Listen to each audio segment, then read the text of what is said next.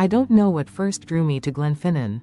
Maybe it was the call of the highlands or the way the light slipped over Loch Shiel in the early morning, stirring something older than memory. But I do know what's kept me coming back, year after year, a stubborn hope that things can heal. That land and water, if given the chance, will find their way back to life. It was April when everything changed. The day started like most others in the reserve, gray skies, the chill of spring reluctant to release its grip, and the faint earthy smell of thawed moss underfoot. I'd arrived before dawn, as I often did. Something about being in the stillness before the world stirred made the hours feel sacred.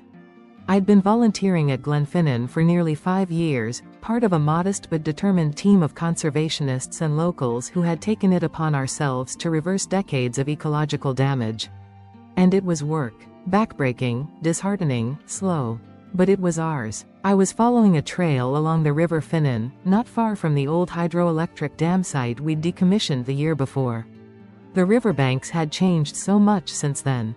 Where once there was rubble, sludge, and the occasional aluminum can poking from the soil, now clusters of marsh marigolds bloomed in flashes of yellow. Reed beds we had painstakingly replanted were starting to thrive, cradling the edges of the water like old hands. Insects buzzed and darted in the early light. Birds were returning, but otters? That felt like a dream too big. For decades, they had vanished from these waters, casualties of pesticide runoff, industrial discharge, and habitat fragmentation. We'd seen signs, once or twice over the past 2 years, sprained on flat rocks, footprints that could have been wishful thinking, but nothing ever definitive. Still, we hoped. Quietly, stubbornly. Because that's what the land teaches you, patience. That morning, my boots sank into soft mud along a bend in the river, and I paused to rest on a rotted tree trunk. It was then I noticed them. 4 small paw prints in the silt, barely the size of a matchbox. The claws etched into the earth were unmistakable. Otter cubs. I remember staring at them, heart thudding in my chest, not daring to breathe too hard in case they vanished.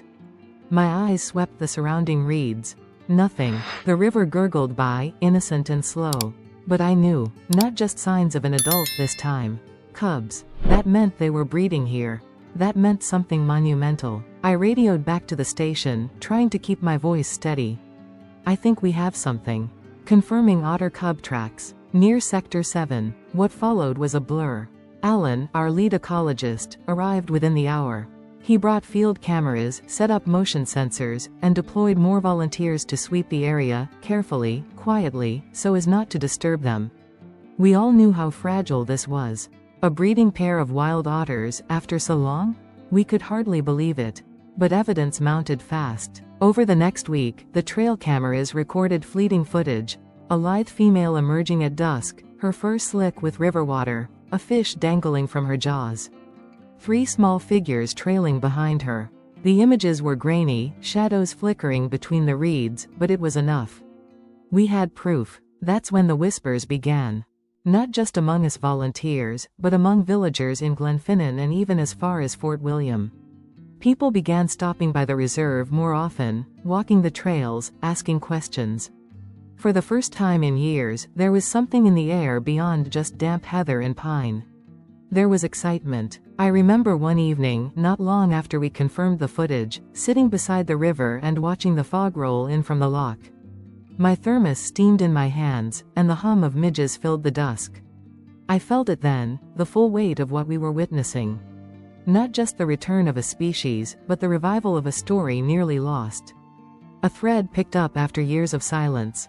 Of course, the return didn't happen in isolation. It was the result of years of effort, sweat, and funding applications written by Torchlight. It was due to local farmers who agreed to leave buffer zones between their fields and the waterways, and schoolchildren who helped plant willow saplings in the erosion zones. It was the council finally agreeing to upgrade the old sewage outflows. Every little act had built towards this moment. But the true miracle was that the otters had noticed. We kept the news quiet at first. We had to. Their safety was paramount. The last thing we wanted was a flurry of cameras and curious onlookers disrupting their fragile home. But the reserves board knew that eventually, the story had to be shared. Carefully, truthfully, and with the weight it deserved. So, 2 weeks after the initial sighting, we held a press conference in the small education cabin overlooking the loch. I was asked to speak, since I'd found the tracks. I nearly declined. Public speaking's never been my strength, but something in me said it was important. That morning, I stood before a half-circle of journalists, conservationists, and a few curious townsfolk, with a photograph of the pawprints in hand. "The land remembers," I began. "Even after everything we've done to it, the poisons, the noise, the neglect, it still finds ways to forgive us." I spoke about the cubs. About the mother otter who had chosen our river. About the volunteers who had watched and waited through bitter winters. And I told them what I truly believed, that this wasn't just about otters. It was about what happens when people care enough to give nature a chance. There were tears in the audience. Some from older locals who remembered a time when otters were part of daily life, slipping like smoke through the dusk. Some from the younger ones who'd never known such things were even possible. The story hit the national papers within days. BBC Scotland sent a crew. I guided them to a safe overlook near the den site, careful to maintain distance. We even got a clip of the mother otter hauling herself onto a log at twilight, her cubs splashing behind her. The footage went viral. For a brief, shining week, Glen Finnan wasn't just a sleepy Highland reserve, it was a beacon of hope. But with that attention came new challenges. The second part of this story, the part no one really talks about in the news articles, is what happened after. The delicate balance between celebration and protection. The pressure to open up the reserve to more tourism, and the very real danger that too much love can do as much harm as neglect. But I'll get to that. For now, I just want to linger in that first moment. The soft press of tiny paws in the mud. The shiver of reeds in the morning light. The feeling that, against all odds, something had come home. And in doing so, had brought us back with it. After the press conference, the world outside our glen seemed to tilt its head toward us. Journalists called. Wildlife groups reached out. Visitors, once a trickle of hikers and birdwatchers, began arriving daily, asking for the otter trail, even though we didn't, and wouldn't, offer anything of the sort. That kind of attention is both a blessing and a burden. We'd worked so hard to give the otters their space. Now we had to protect them from the very success of our efforts. Alan, ever the realist, pulled the team into a meeting 2 days after the media frenzy began. "We're on a knife edge," he told us, tapping a printout of a drone shot showing the den site near the river bend. "One wrong move, one irresponsible visitor, and she relocates. Or worse. Cubs don't survive stress well, and if she feels threatened." He didn't need to finish. I watched our little group, a dozen staff and volunteers, most of us local, take in the weight of it. We'd won something precious, but now we had to fight to keep it intact. So we mobilized. First came the new signage, clear, firm, respectful. Trails near the den site were temporarily closed, with explanations about wildlife sensitivity and conservation zones. We rerouted footpaths away from the most active areas. Then we doubled patrols, not with force or confrontation, but with quiet presence. We spoke with every walker, every hiker, every couple with a dog. 99 out of 100 were understanding. But it only takes one. And then there was the drone incident. A week after the story hit national news, a drone was spotted hovering low over the reeds near the river. I was on patrol with Megan, one of our younger volunteers, when we heard the unmistakable hum. We scrambled toward the bend and caught sight of it, black, hovering, maybe 20 feet above the riverbank. Too close. Megan was furious. She pulled out her phone and started filming, while I scanned the skies for the operator. Eventually, we found him, a man in his 40s with an expensive jacket and a well-meaning smile. He claimed ignorance, said he was just trying to get some shots of nature, and that he thought drones were allowed in the reserve. He even offered to share the footage with us. I remember the conversation being cordial, but tense. We explained why it mattered. Why that noise, that shadow, could send a nursing mother into hiding. He apologized, packed up and left. But it left a mark. After that, we tightened restrictions. Applied for more funding to expand staff capacity. Reached out to local tourism boards to help spread the word. This wasn't a zoo. This was their home. We were guests. Meanwhile, the otters thrived. We avoided naming them officially, a subtle effort to resist turning them into mascots. But among the team, the cubs were affectionately called Turnin, Louie, and Bramble. Bramble was the smallest, often seen hesitating behind the others. Turnin was bold, once captured on camera climbing onto a sun-bleached branch for a better look at a passing heron. The mother, whom we referred to simply as the matriarch, remained elusive. But she was a diligent guardian. Every week brought new footage from the trail cams, her teaching the cubs to dive, dragging fish up the bank, curling with them in the reeds. I kept a journal during that time, pages filled with notes, sketches, observations. But more than that, emotions. It's hard to describe what it feels like to witness something once thought lost to time. Every time I saw them, even a flash of wet fur vanishing between stones, it stirred something deep. Like watching a poem come to life. We began offering education sessions in the visitor center. Not otter sightings, not guided tours, just quiet, respectful storytelling. We displayed photos, maps, and the history of the reserve, how industrial pollution in the 60s and 70s had killed entire stretches of the river ecosystem. How chemical runoff and invasive species had forced out so many native animals. How the otters had vanished, first gradually, then entirely. But also how we brought it back, through reed restoration, community cleanup efforts, pressure on local industries, and raw persistence. That honesty mattered. We didn't want visitors to think of the otters as a miracle.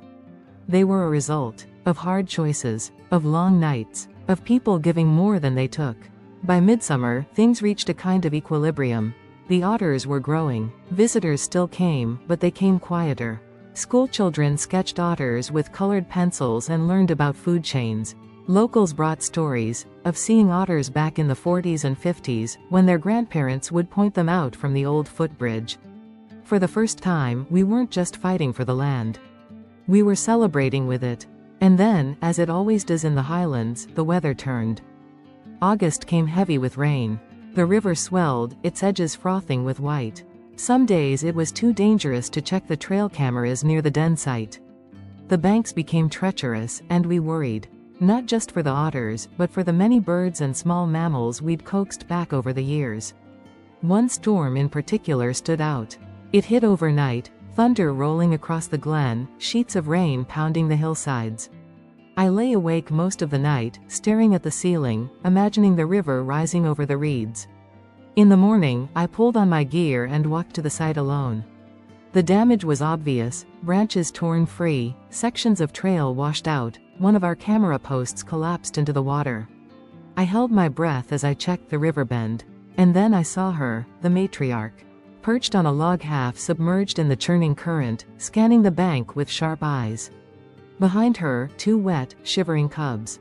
Only 2. My stomach dropped. I scanned the water. No Bramble. I spent the rest of that day scouring the banks, calling in Alan and 3 others to help. We found no sign, no tracks, no spraint, no body. Nothing. And while we tried to stay hopeful, we all knew the truth. Bramble was gone. It crushed me more than I expected. I'd told myself, often, that this was wild nature. Not all of them would make it. That was the way of things. But I'd also hoped, maybe foolishly, that we could shield them from it.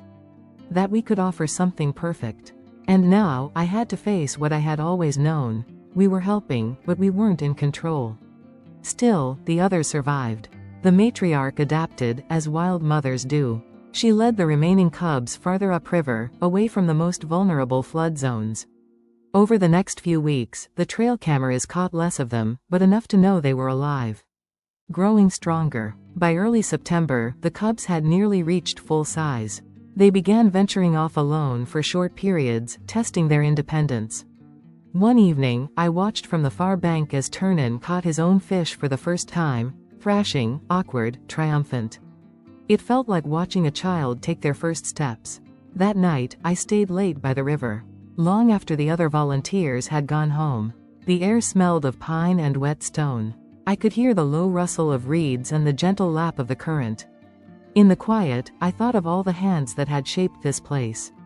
Of the man who started the soil pH remediation program. Of the schoolchildren who named every willow they planted. Of Alan's late wife, who had written the first funding proposal for our wetlands project. And I thought of Bramble. I didn't see the otters that night. But I didn't need to. I knew they were there. And that was enough. What we were building wasn't just about otters.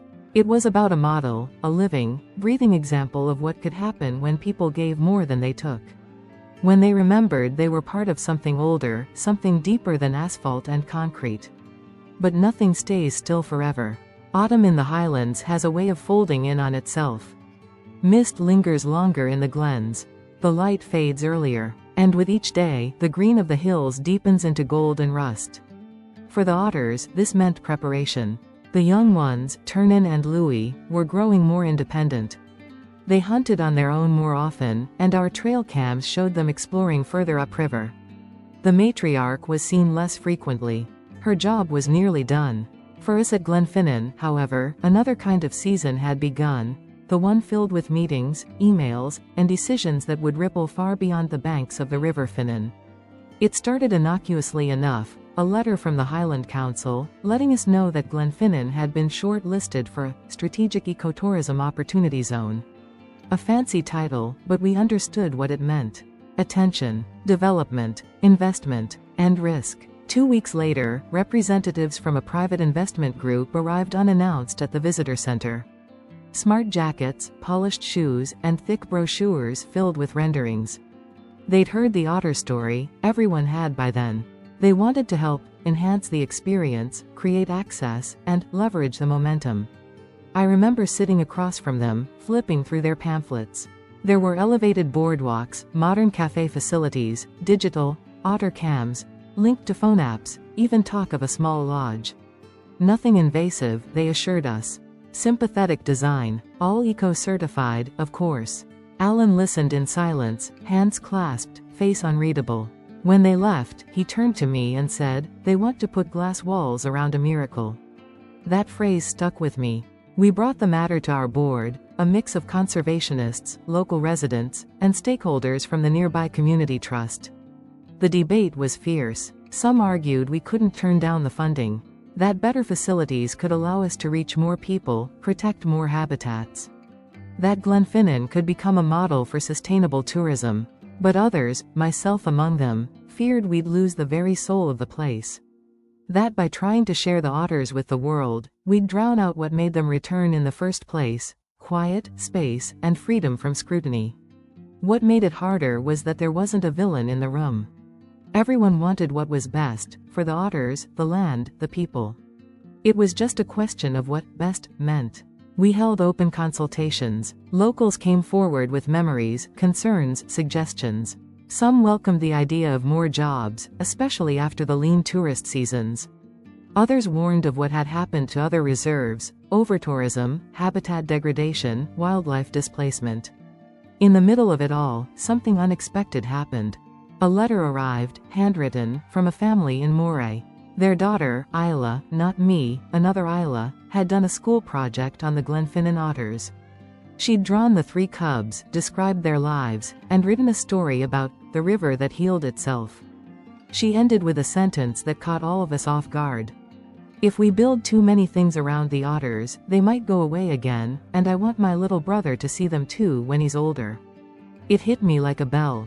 The clarity of it, the wisdom in it. The board reconvened the following week.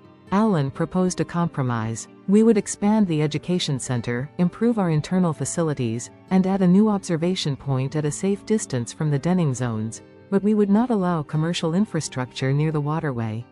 No lodge, no cafe, no intrusive boardwalks. We also launched the Otter Trust Fund, a community-led initiative that would accept donations and grants specifically for long-term habitat protection and education.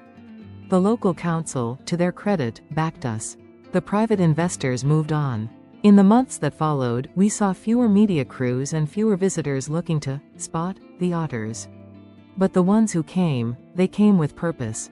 They listened, they walked slowly, they watched the river, and the otters remained. By the following spring, the matriarch was seen with a new mate. We weren't sure if she would stay after raising Turnin and Louis. Wild otters often travel far, but she did. Our cameras picked up mating behavior in early April, and by June, the unmistakable signs of a new litter appeared. That year, we saw 2 cubs. Healthy, bold, and growing fast. And perhaps the greatest sign of all, Turnin was spotted in a neighboring section of the river, alone, marking territory. He'd stayed too. The line had continued. Now, whenever I walk the trail near the bend, the same place where I first saw the pawprints, I think of all the moments that almost tipped things the wrong way. How close we came to losing them again. How close we came to burying their return beneath well-meaning ambition. But we didn't. Instead, we learned how to hold something gently, how to let the wild be wild, and how to tell the story without turning it into a show. We still get letters, still get volunteers, still have children plant willows and sketch the riverbank. But more importantly, we have otters. And that's where I'll leave it. Not with a dramatic ending, but with the quiet, ongoing story of a place learning to listen again. Of a river reclaiming its song. And of pawprints in the mud, delicate and determined, leading us forward.